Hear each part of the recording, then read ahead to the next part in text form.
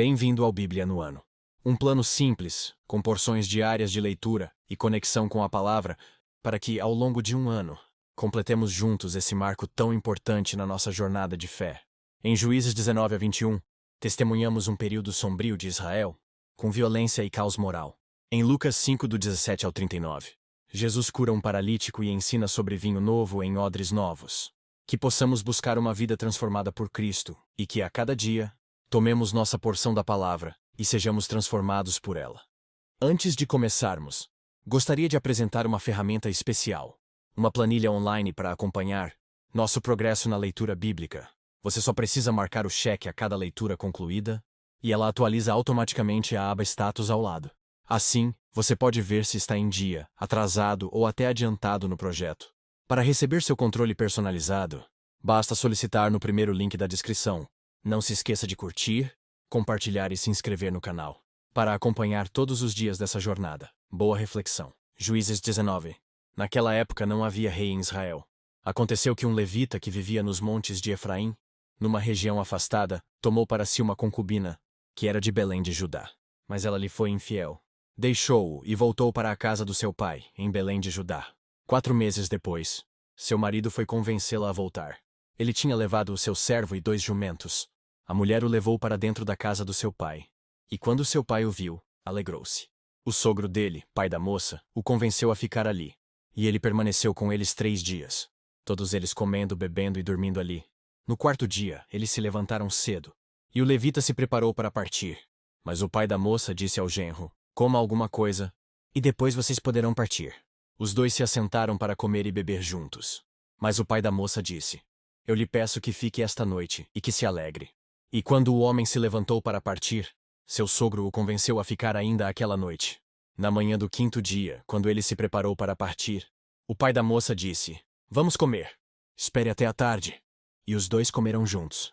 Então, quando o homem com a sua concubina e com o seu servo levantaram-se para partir, o seu sogro, pai da moça, disse outra vez: veja, o dia está quase acabando, é quase noite. Passe a noite aqui. Fique e alegre-se. Amanhã de madrugada vocês poderão levantar-se e ir para casa, não desejando ficar outra noite. O homem partiu rumo a Jebus, isto é, Jerusalém, com 2 jumentos selados e com a sua concubina.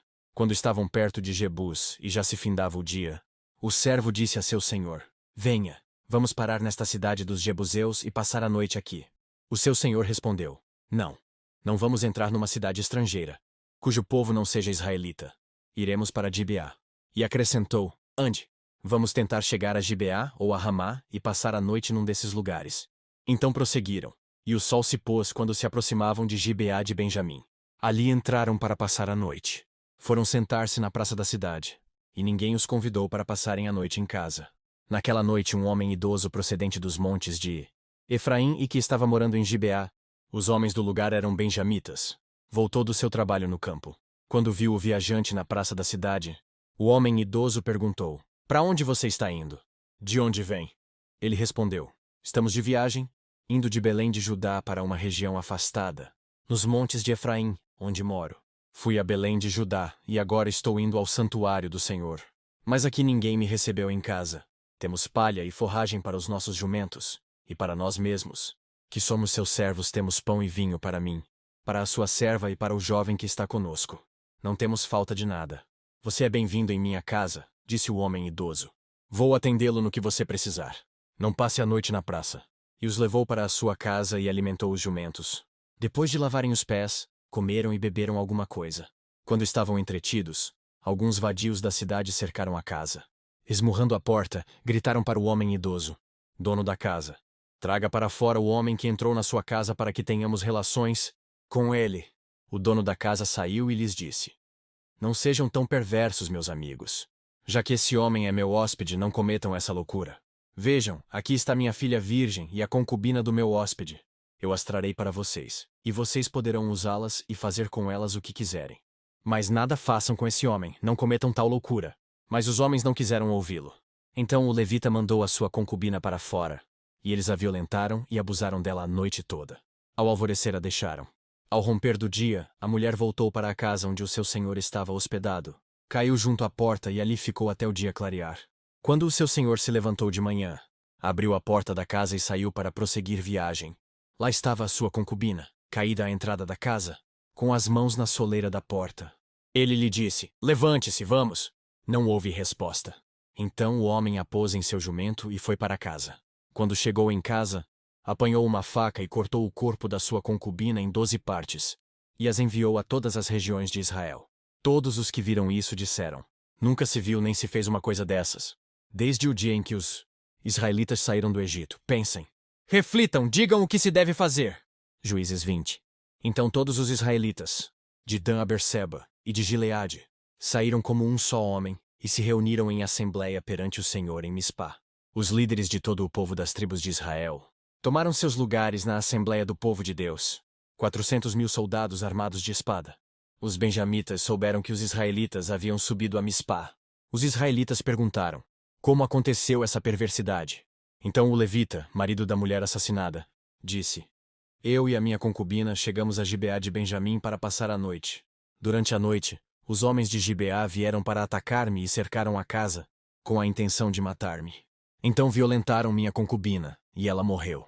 Peguei minha concubina, cortei-a em pedaços e enviei um pedaço a cada região da herança de Israel, pois eles cometeram essa perversidade e esse ato vergonhoso em Israel. Agora, todos vocês israelitas, manifestem-se e deem o seu veredicto." Todo o povo se levantou como se fosse um só homem, dizendo: "Nenhum de nós irá para casa. Nenhum de nós voltará para o seu lar. Mas é isto que faremos agora contra Gibeá. Separaremos, por sorteio, de todas as tribos de Israel, de cada 100 homens, 10 homens, de cada 1.000 homens, 100, de cada 10.000 homens, 1.000, para conseguirem provisões para o exército, poder chegar a Gibeá de Benjamim e dar a eles o que merecem por todo esse ato vergonhoso cometido em Israel." E todos os israelitas se ajuntaram e se uniram como um só homem contra a cidade. As tribos de Israel enviaram homens a toda a tribo de Benjamim, dizendo: "O que vocês dizem dessa maldade terrível que foi cometido no meio de vocês? Agora entreguem esses canalhas de Gibeá, para que os matemos e eliminemos esse mal de Israel." Mas os benjamitas não quiseram ouvir seus irmãos israelitas. Vindos de suas cidades, reuniram-se em Gibeá para lutar contra os israelitas. Naquele dia os benjamitas mobilizaram 26.000 homens armados de espada, que vieram das suas cidades, além dos 700 melhores soldados que viviam em Gibeá. Dentre todos esses soldados havia 700 canhotos, muito hábeis, e cada um deles podia atirar uma pedra com a funda num cabelo sem errar. Israel, sem contar os de Benjamim, convocou 400.000 homens armados de espada, todos eles homens de guerra. Os israelitas subiram a Betel e consultaram a Deus: "Quem de nós irá lutar primeiro contra os benjamitas?" Perguntaram.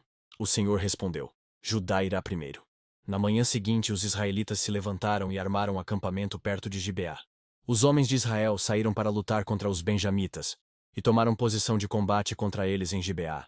Os benjamitas saíram de Gibeá e naquele dia mataram 22.000 israelitas no campo de batalha. Mas os homens de Israel procuraram animar-se uns aos outros, e novamente ocuparam as mesmas posições do primeiro dia. Os israelitas subiram e choraram perante o Senhor até a tarde, e consultaram o Senhor: "Devemos atacar de novo os nossos irmãos benjamitas?" O Senhor respondeu: "Vocês devem atacar." Então os israelitas avançaram contra os benjamitas no segundo dia. Dessa vez, quando os benjamitas saíram de Gibeá para enfrentá-los, derrubaram outros 18.000 israelitas, todos eles armados de espada. Então todos os israelitas subiram a Betel, e ali se assentaram, chorando perante o Senhor. Naquele dia jejuaram até a tarde e apresentaram holocaustos e ofertas de comunhão ao Senhor. E os israelitas consultaram ao Senhor. Naqueles dias a arca da aliança estava ali, e Finéias, filho de Eleazar, filho de Arão, ministrava perante ela. Perguntaram: "Sairemos de novo ou não, para lutar contra os nossos irmãos benjamitas?" O Senhor respondeu: "Vão, pois amanhã eu os entregarei nas suas mãos." Então os israelitas armaram uma emboscada em torno de Gibeá. Avançaram contra os benjamitas no terceiro dia e tomaram posição contra Gibeá, como tinham feito antes. Os benjamitas saíram para enfrentá-los e foram atraídos para longe da cidade. Começaram a ferir alguns dos israelitas como tinham feito antes, e uns 30 homens foram mortos em campo aberto e nas estradas, uma que vai para Betel e a outra que vai para Gibeá. Enquanto os benjamitas diziam: "Nós os derrotamos como antes", os israelitas diziam: "Vamos retirar-nos e atraí-los para longe da cidade, para as estradas." Todos os homens de Israel saíram dos seus lugares e ocuparam posições em Baal-Tamar, e a emboscada israelita atacou da sua posição a oeste de Gibeá. Então 10.000 dos melhores soldados de Israel iniciaram um ataque frontal contra Gibeá. O combate foi duro, e os benjamitas não perceberam que a desgraça estava próxima deles. O Senhor derrotou Benjamim perante Israel, e naquele dia os israelitas feriram 25.100 benjamitas, todos armados de espada. Então os benjamitas viram que estavam derrotados. Os israelitas bateram em retirada diante de Benjamim, pois confiavam na emboscada que tinham preparado perto de Gibeá. Os da emboscada avançaram repentinamente para dentro de Gibeá, espalharam-se e mataram todos os habitantes da cidade à espada. Os israelitas tinham combinado com os da emboscada que estes fariam subir da cidade uma grande nuvem de fumaça, e então os israelitas voltariam a combater. Os benjamitas tinham começado a ferir os israelitas, matando cerca de 30 deles, e disseram: Nós os derrotamos como na primeira batalha. Mas quando a coluna de fumaça começou a se levantar da cidade, os benjamitas se viraram e viram a fumaça subindo ao céu. Então os israelitas se voltaram contra eles, e os homens de Benjamim ficaram apavorados, pois perceberam que a sua desgraça havia chegado. Assim, fugiram da presença dos israelitas tomando o caminho do deserto, mas não conseguiram escapar do combate. E os homens de Israel que saíram das cidades os mataram ali.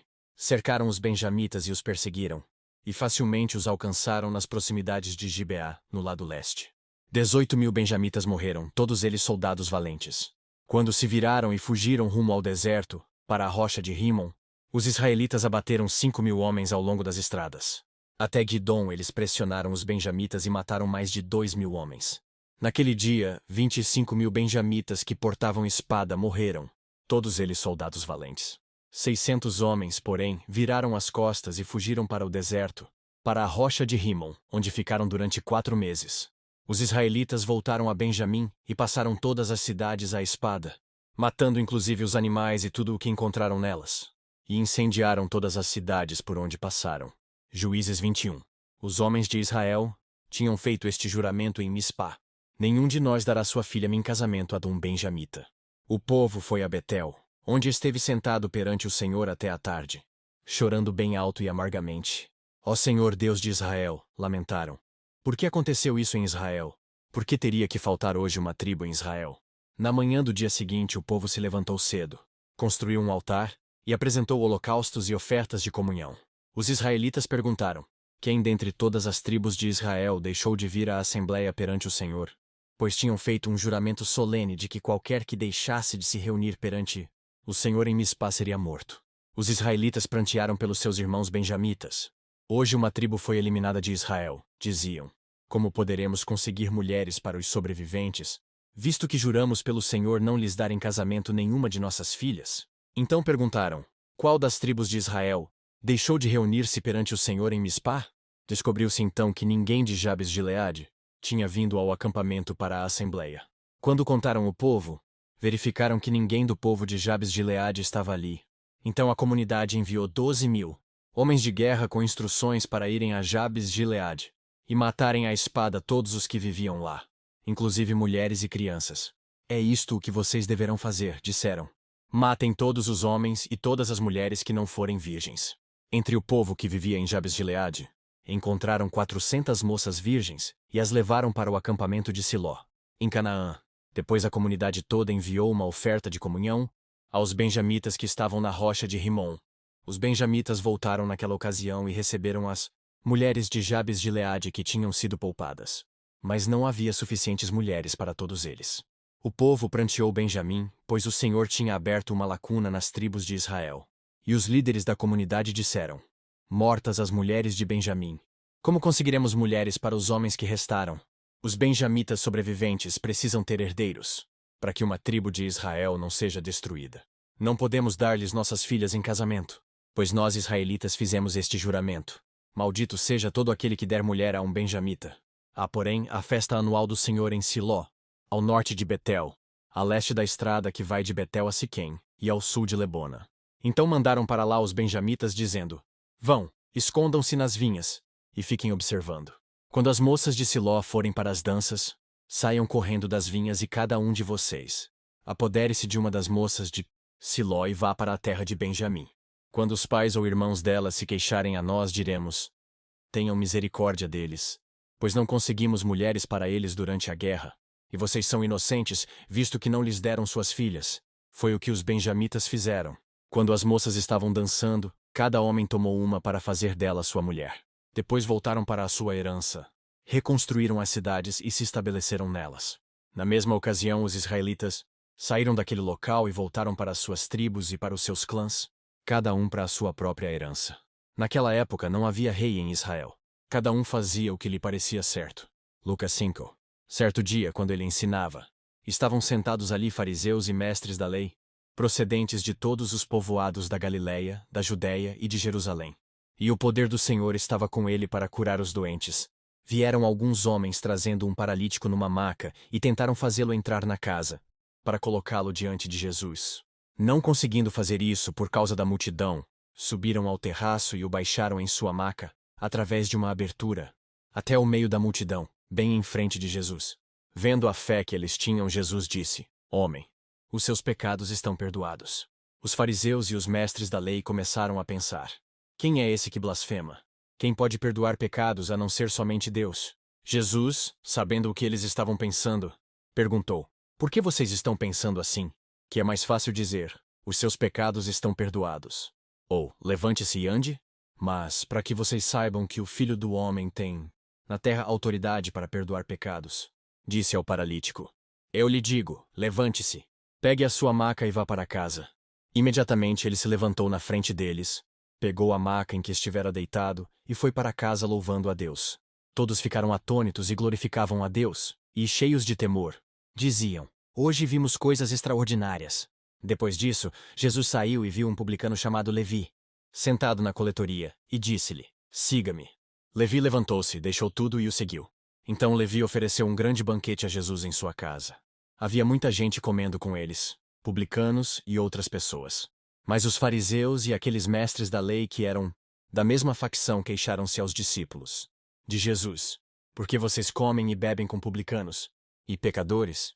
Jesus lhes respondeu: não são os que têm saúde que precisam de médico, mas sim os doentes. Eu não vim chamar justos, mas pecadores ao arrependimento. E eles lhe disseram: os discípulos de João jejuam e oram frequentemente, bem como os discípulos dos fariseus. Mas os teus vivem comendo e bebendo. Jesus respondeu: podem vocês fazer os convidados do noivo jejuar enquanto o noivo está com eles? Mas virão dias quando o noivo lhes será tirado. Naqueles dias jejuarão. Então lhes contou esta parábola: ninguém tira remendo de roupa nova e o costura em roupa velha. Se o fizer, estragará a roupa nova. Além do que o remendo da nova não se ajustará à velha. E ninguém põe vinho novo em vasilhas de couro velhas. Se o fizer, o vinho novo rebentará as vasilhas, se derramará e as vasilhas se estragarão. Pelo contrário, vinho novo deve ser posto em vasilhas de couro novas. E ninguém, depois de beber o vinho velho, prefere o novo, pois diz: o vinho velho é melhor. Que as palavras de hoje permaneçam em seu coração e transformem sua caminhada de fé. Não esqueça de curtir, compartilhar e se inscrever no canal para continuar essa jornada conosco. Se ficou para trás, não tem problema. É só assistir aos vídeos anteriores e se manter firme no plano. Nos vemos no próximo vídeo para mais uma porção da Palavra de Deus. Até lá. A paz.